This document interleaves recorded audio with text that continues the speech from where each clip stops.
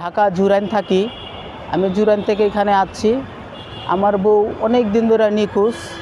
সে পরকীয়া করতো, একটা ছেলেকে ভালোবাসতো, এরকম করতো আর কি। যাক, এটা আমি মাইনা নিছি, আমার বাচ্চার মুখের দিকে তাকাই আমি মাইনা নিছি। আমার বউকে আমি অনেক ভালোবাসি। সে দেশে বেড়ানোর কথা কইয়া বাল বুচ্চা ফালায় থুইয়া সে এখন যে কোথায় আছে আমি জানি না। দেখেন আমার বাচ্চাটি খুব এতিমের মতন আছে। তুমি যেখানে থাকো তুমি চলে আসো। বাচ্চাটি দেখো অনেক মাসে বলে যে বিয়া শাদি করেন। দেখেন বর্তমানে মেয়েরা ভালো না, আমি কি করে বিয়া করি বিয়া করলে তো এর বাচ্চা কেউ রাখবো না। এখনকার বাচ্চা কেউ পালতে চায় না, একজনের বাচ্চা আরেকজনের বাচ্চা পালে না, এই জন্য আমি বিয়ে করতে চাচ্ছি না। তাই আমি বলতেছি কি, তুমি যেখানে থাকো চলে আসো, আমার বাচ্চার দিকে তাকায় তুমি চলে আসো, তোমার হাতে পায়ে ধরি, তুমি যেখানে থাকো চলে আসো। আমি অনেক ভালোবাসি তোমাকে, এত ভালোবাসি দেখি আজকে তুমি আমাকে এত ফালাই থুয়ে চলে গেছো গা।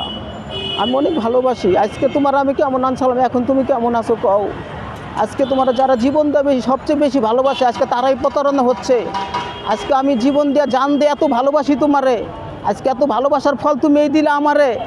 হ্যাঁ, কী ফল দিলা, কি অন্যায় করছিলাম। আজকে আমার মা নাই, বাপ নাই, আজকে আমার কেউ নাই দুনিয়া। আমি বাচ্চাটা নিয়ে একলা আছি। আমার বাচ্চাটা নিয়ে আমার আরেকটা পোলা হাফিজি পড়তেছে। তুমি কি করে পারলা যে হাফিজের মারা যদি এরম করে, তাহলে আর মারা কি করবো তুমি কও। আর মারা কি করবো, তারা তো বেশি করবো। তুমি যদি একটা হাফিজের মা হইয়া পরকীয়া কইরা স্বামীর সংসার দিয়া এরম মাসুম বাচ্চার আইটা তুমি চলে যেতে পারো, তাহলে আর তো দিন পয়রা লইছো কও। তুমি জেনেই পারো, আল্লাহর দিকে তাকাইয়া তুমি চলে আসো। কিনলে একদিন মরণ হবে, সবাই একদিন দুনিয়ার থেকে চলে যাবো গা, কেউ থাকবো না। প্লিজ তুমি চলে আসো, যেখানে থাকো তুমি আমার বাচ্চার দিকে তাকায় তুমি চলে আয় পড়ো, তুমি আমার বাচ্চার দিকে তাকায় তুমি চলে আসো।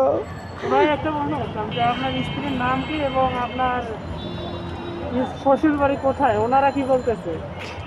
ওনাকে শ্বশুর বাড়ির ওখান থেকে চলে গেছে গা, বাচ্চা বুচ্চা রাইখা আমার কাছে বুঝাই দিয়ে চলে গেছে গা। তারাই আর সহযোগিতা করছে আমার বোরে, তার চাচা আর চাচিরা সহযোগিতা করছে যাওয়ার জন্য। তারা বলছিল একবার আমার বলছিল তুমি দেশে আসো, তুমি দেশে আইসা তোমার বাচ্চা তোমার বউ নিয়ে যাও। বললাম চাচা চাচি কি করলো, তারা বউ রাইখা দিয়ে কি করলো জানি না, বাচ্চা আমার ইস্টাম করে বাচ্চা দিয়ে দিল, আর বউরে কি করে দিল আমি নিজেও জানি না। এখন বউ যে কোথায় আছে আমিও জানি না। আমি আরেকটা প্রশ্ন করছি যে বুঝছেন, আপনার বউ চলে যাওয়ার কি আপনার কোনো কারণ আছে? না আমার তো কোনো কারণ নাই। আমার স্বামী স্ত্রী ঝরগা, সব সংসারে ঝরগা লাগতেই পারে, ঝরগা হইতেই পারে। তো আমি ঝরগা করছিলাম, আমি বকছিলাম, আমি যখন বাসায় যাই দেখি সে পরপুরুষের সাথে কথাবার্তি বলে, মোবাইলে কথাবার্তি বলে। তো বলার পরে আমি এত মাথার গাম পাহালাইয়া কষ্ট করাইয়া খাওয়াই।